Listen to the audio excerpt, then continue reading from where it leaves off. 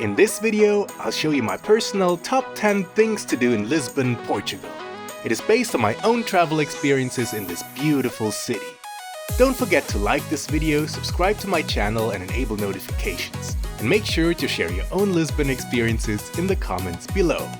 Stick around until the end of this video because I have an important bonus attraction for you that you shouldn't miss.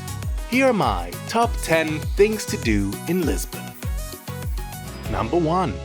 Praça do Comércio. The Praça do Comércio is the most iconic square of Lisbon. Originally named Terreiro do Paço, or Palace Yard, it was a site of the royal palace until 1755, when a giant earthquake destroyed the palace along with 2/3 of the city of Lisbon. During a massive reconstruction effort led by King Dom José I and his influential prime minister, the Marquês de Pombal, the square was rebuilt and became a center for commercial activity. The two main sites today are the central statue of King Dom José I and the Arco da Rua Augusta, with statues of the Marquês de Pombal and the explorer Vasco da Gama. The riverfront promenade at the end of the square offers great views of Lisbon's Cristo Rei statue and the Ponte 25 de Abril. Number 2.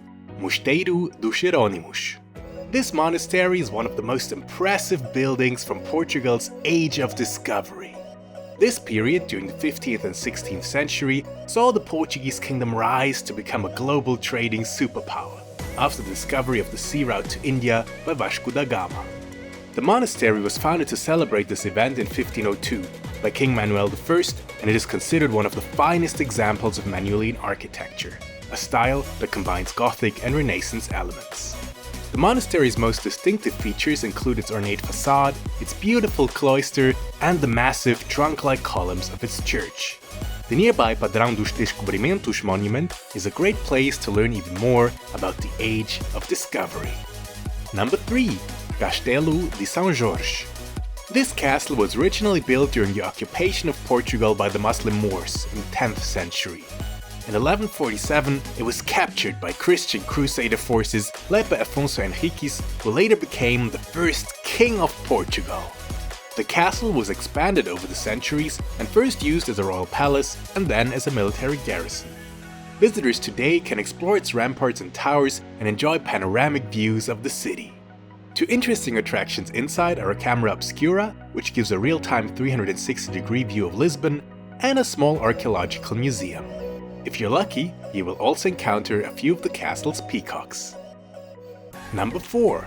Portuguese food. Portuguese cuisine is heavily influenced by the country's maritime history. Its dishes often make use of seafood such as bacalhau, salted cod, sardines, and octopus, and use spices like piri chilies and cinnamon that were once obtained through trade with Africa and India. The most famous Portuguese dish, however, are the pastéis de nata, delicious vanilla and cinnamon-flavored egg custard tarts. Other favorites include piri chicken, the bifana pork sandwich, and the tapas-like small petiscos. A great option to try a lot of amazing Portuguese food in one place is the Time Out Market, which features food stalls from over 36 different vendors. Number 5. Parque das Nações. The Parque das Nações is a park located in the eastern part of Lisbon. It was built for the Expo 98 World's Fair and covers an area of about 5 square kilometers. The park's main attraction is the Oceanário, which is Europe's second largest aquarium and features marine life from around the world, including a giant sunfish, zebra sharks, sea otters, and penguins. Other highlights of the park include the Torre Vasco da Gama, the panoramic teleférico cable car, and Europe's longest bridge, the massive Ponte Vasco da Gama. The park also has a number of gardens and green spaces, as well as several restaurants and cafes. Number 6. Tram 28. This famous yellow tram line runs through some of Lisbon's most historic and picturesque neighborhoods, including Chiado, Baixa, and Alfama. Lisbon's tramway network dates back to 1873, making one of the oldest in all of Europe. Tram 28 is operated by electric power and runs on a track that is 7 kilometers long and includes many steep climbs and extremely narrow turns. Popular with locals and tourists alike, the tram line carries over 2 million passengers every year. For the best experience, get a seat by the window and board either at the beginning of the route at Praça Martim Muniz or at the end at Campo de Ourique. Number 7. Torre de Belém. This striking landmark was built during the Age of Discovery in the early 16th century and was an important part of the city's defenses against enemy ships. The tower is a prime example of Manueline architecture and is decorated with intricate stonework and maritime motifs. It served as an important point of embarkation and disembarkation for Portuguese explorers and as a ceremonial gateway to Lisbon. Nowadays, visitors can climb to the top of the tower for panoramic views of the city and explore its interior, including the vaulted bottom level with 17 cannon holes and the beautiful King's Hall on the second floor. Number 8. Museu Nacional de Arte Antiga. Portugal's foremost art museum is home to 40,000 works of art, dating from the Middle Ages all the way to the 19th century. Some of the most celebrated exhibits include the St. Vincent panels by Nuno Gonçalves, the monstrance of Belém, made from gold that Vasco da Gama brought back from his second voyage to India, and the Temptation of St. Anthony by Hieronymus Bosch. The museum also has a great collection of Oriental art, including Indian caskets, Chinese Ming porcelain, and the Namban screens, which depict the arrival of Portuguese explorers in Japan in 1543. Number 9. Fado. Fado is a music genre that originated in Portugal. It is characterized by its mournful and melancholic melodies, which often reflect the hardships of life. Fado singers are known for their extremely emotional performances, and the lyrics often deal with themes such as death, lost love, and loneliness. The music is typically accompanied by the guitarra portuguesa, a special type of guitar. Fado first gained popularity in the 19th century and is often described as the soul of Portugal.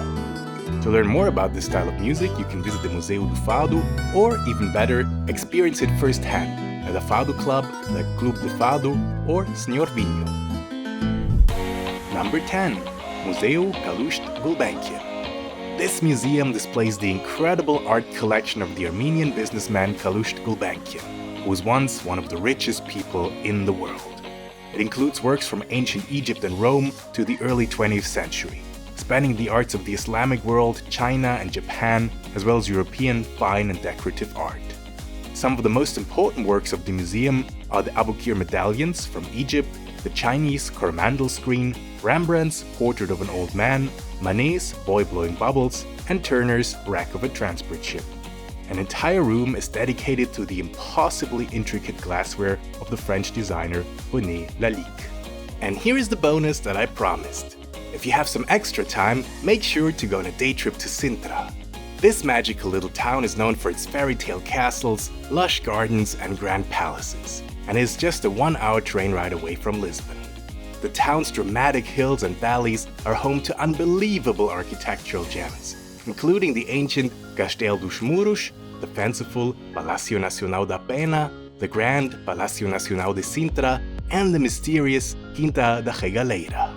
While you're there, make sure to also try Sintra's two famous pastries, called Travesseiro and Queijada de Sintra. I really hope you enjoyed this quick city tour. If you want a more detailed guide to Lisbon and a complete 5-day itinerary, make sure to check out my top 25 things to do in Lisbon video, where I share all of my best travel advice and information on the city of Lisbon. Thank you for watching. I'm Max Nomad, and I will talk to you again soon.